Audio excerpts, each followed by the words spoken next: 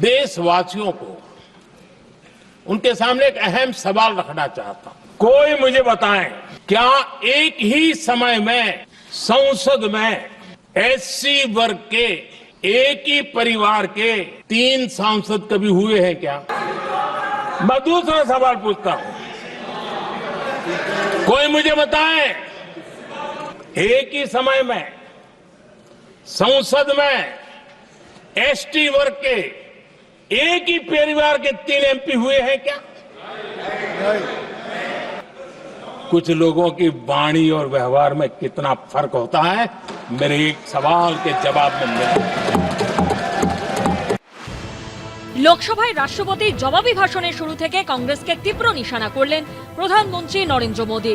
কখনো রাহুল গান্ধীর ঝুপড়িবাসীদের কাছে গিয়ে তাদের সুখ দুঃখের কথা শোনাকে ফটো সেশন তকমা দিলেন, কখনো নাম না করে বললেন আরবান নকশাল।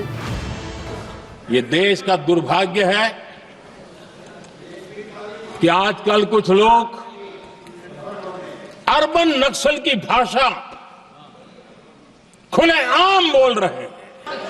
ये अर्बन नक्सल की भाषा बोलने वाले इंडियन स्टेट के खिलाफ लड़ाई की घोषणा करने वाले न संविधान को समझ सकते हैं, न देश की एकता को समझ सकते हैं।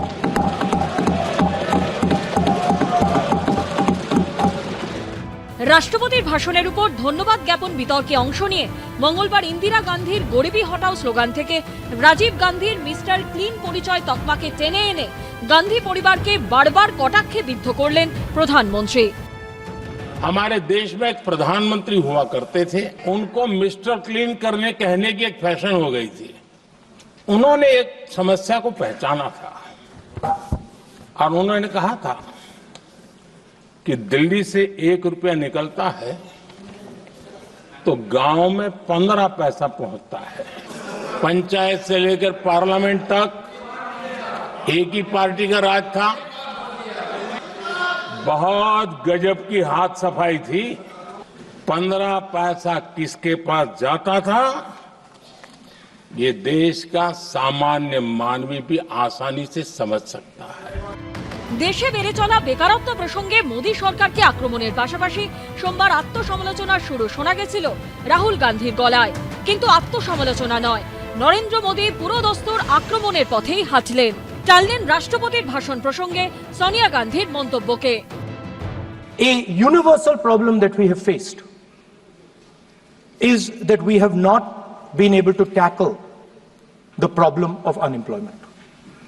No, neither the UPA government nor today's NDA government has given a clear-cut answer to the youth of India about employment. I don't think anybody in this room will disagree with me. आदरणीय सभापति जी, हमने गरीबों के लिए इतना काम किया। आदरणीय राष्ट्रपति जी ने अपने अभिभाषण में इसका विस्तार से वर्णन किया है।